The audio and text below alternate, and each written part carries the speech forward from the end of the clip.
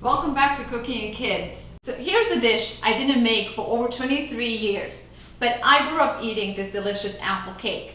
Back home it's better known as lazy apple cake. And I have made it many times when I was young and while I was at home, but it's been 23 years since I made it. So today I will be recreating this recipe together with you, just out of my memories. And to make things more interesting, I am adding a special ingredient that I have never used in my baking before. So this is going to be a double experiment today, and I hope it succeeds. Okay, we don't have any time to waste, so let's just get to it. We're going to start with 2 sticks of room temperature butter and about 3 tablespoons of powdered sugar. See, these are heaping tablespoons of powdered sugar, and we're just going to mix it really well. Okay, that's done. Now we're going to add 2 egg yolks. Okay, here goes one. These are beautiful homegrown eggs. They're really nice and yellow. A little bit of lemon zest. I just love using lemon in my cooking. About 3/4 teaspoon of baking powder. Just a touch of vanilla. And then we're going to mix it again.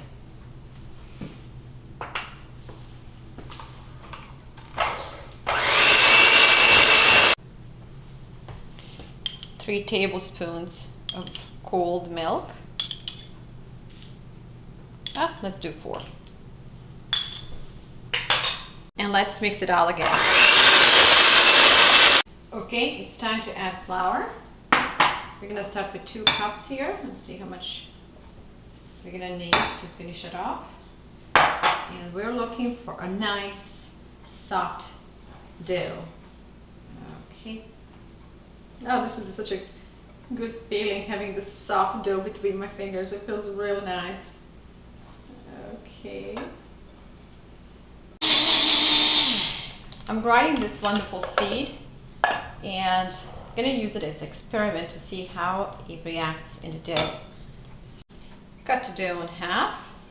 It looks really nice. Okay, and then we're going to work it again. I'm going to let it rest for a little bit before we spread it in the baking pan. In the meantime, we'll go ahead and work on the apple filling. Okay, dough is resting, so now we're going to move on to apple filling. So we're going to go ahead and shred 5 apples, skin and all. Keeping skin on for the fiber.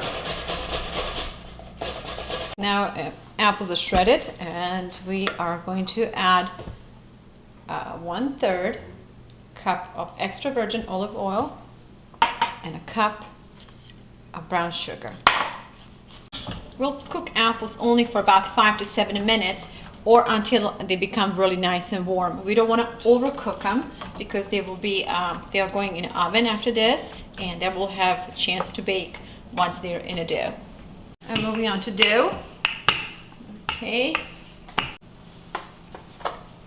Okay. And just use your hands to adjust the dough to the pan.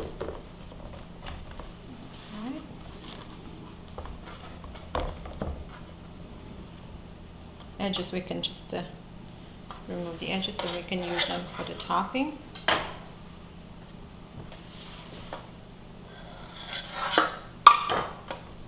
Alright. Okay, crust is ready. And now let's go finish up apples. They're nice and warm.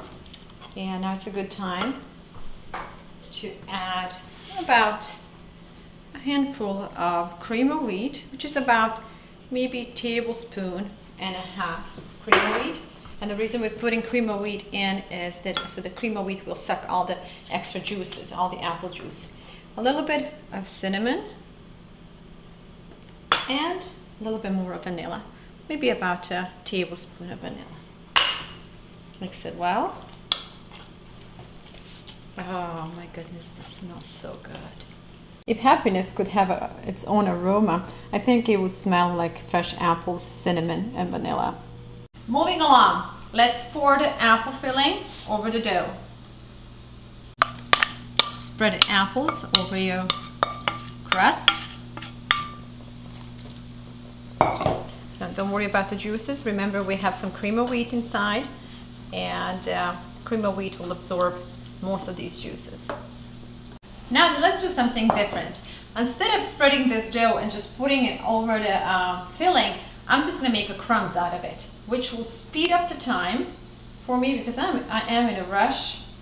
And also, what's going to do, it's going to allow me to use every single crumb of this dough instead of having some leftovers. Once you spread the dough and you cut the edges, you will have some leftovers. This way, we're going to use up all of this dough and kind of make it faster and quicker and much easier on us.